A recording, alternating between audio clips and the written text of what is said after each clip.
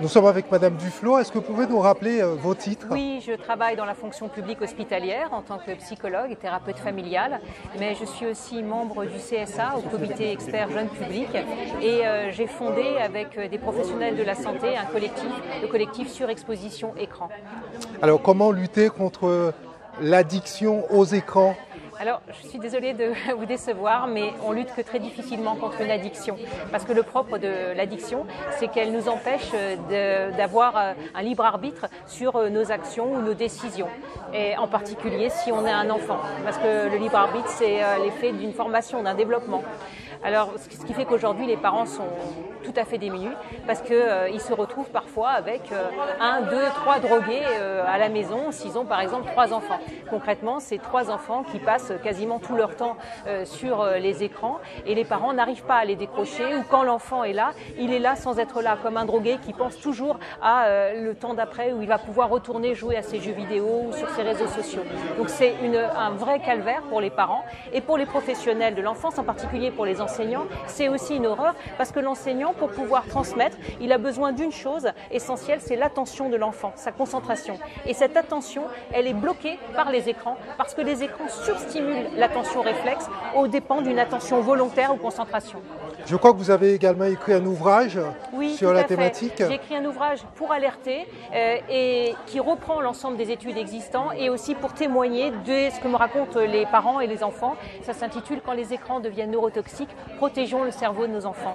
Alors comment détecter, Madame Duflo, le processus d'addiction justement aux écrans? Alors c'est très très simple, il n'y a pas besoin d'avoir fait 10 ans d'études. Eh bien votre enfant par exemple qui avant, au début d'année, aimait bien s'inscrire, demandait à s'inscrire en activité sportive ou artistique, il n'a plus très envie. Et puis au repas, il aimait bien avant discuter, et puis tout à coup ça se raccourcit et il se précipite dans sa chambre pour évidemment aller jouer. Il est d'humeur plus irritable, plus morose, il passe des temps de plus en plus longs dans sa chambre. Évidemment, c'est sur un écran.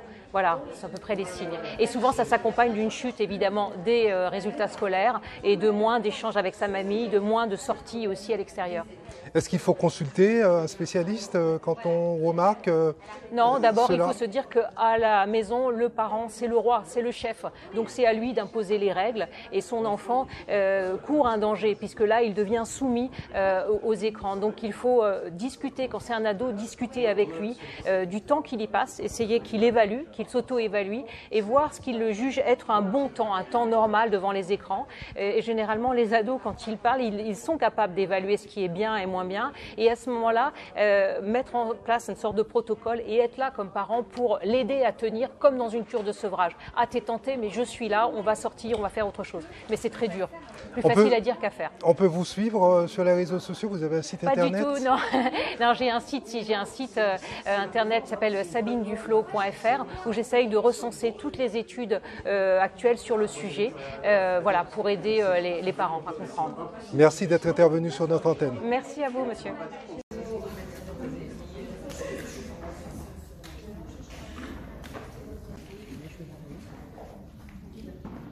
Les parents sont dans une double injonction, puisqu'il y a des applications pour tout. On nous demande d'être sur les écrans absolument pour tout, et en même temps, il faut arrêter les écrans quand il y a vos enfants, faire attention aux écrans, etc. On a été très séduits, on s'est tous emballés par ces outils dont on disait que c'était des merveilleux outils d'apprentissage. Et nous, on s'est rendu compte sur le terrain, moi en tant que médecin de famille, auprès des tout petits, de tous les dégâts que ça pouvait faire si on ne faisait pas attention.